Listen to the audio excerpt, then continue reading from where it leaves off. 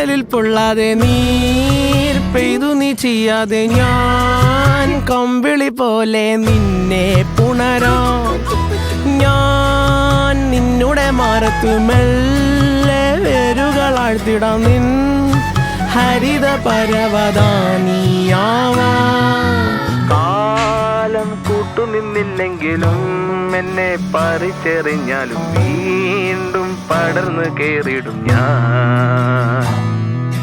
കാലം കൂട്ടുനിന്നില്ലെങ്കിലും എന്നെ പറിച്ചെറിഞ്ഞാലും വീണ്ടും പടർന്നു കേറിടും ഞാൻ.